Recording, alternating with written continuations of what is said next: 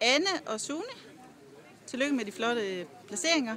Hvordan synes I, weekenden har gået? Hvad siger du, Anne? Jamen, jeg siger, at i dag gik det fantastisk godt. Jeg havde en dårlig start i fredags, hvor Clearwater der var alt for frisk. Og i går var han lidt mindre frisk, men stadigvæk frisk, og i dag var han helt fantastisk. Altså den bedste tur, jeg nogensinde har haft på.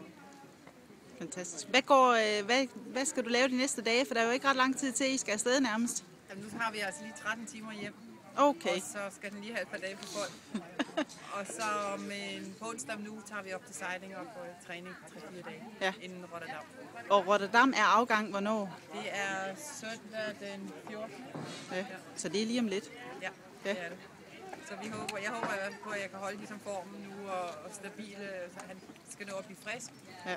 Og lige komme sig over på turen, men jeg håber på, at jeg kan holde formen måske endnu bedre. Ja. Fedt. Og Sune, tillykke. Tak. Du redder også frem i bussen. Ja.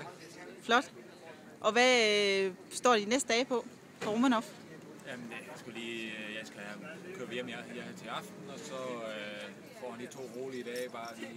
Jeg kan ikke lige stille ham helt væk, det er svært efter fordi han tit så meget lige op at køre, så jeg bruger 2 dage på lige og køre ham lidt ned igen, stille og roligt, og så får det bare videre med træning, og så holde den form, vi har vist til de sidste 2 dage. Ja. Og hvordan, nu siger du, Anne, før hører jeg, nummer 6 skal vi bare lige blive. Vi skal jo ride til, ikke? Det er klart.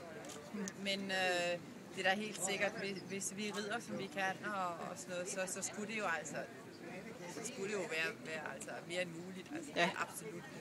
Ja. Jeg regner i hvert fald med, at det sker. Det vil jeg da gå. Ja. Super. Jeg glæder mig. Håber, vi mødes i Rotterdam. Vi gør vores bedste. Det er godt. Hej. Hej.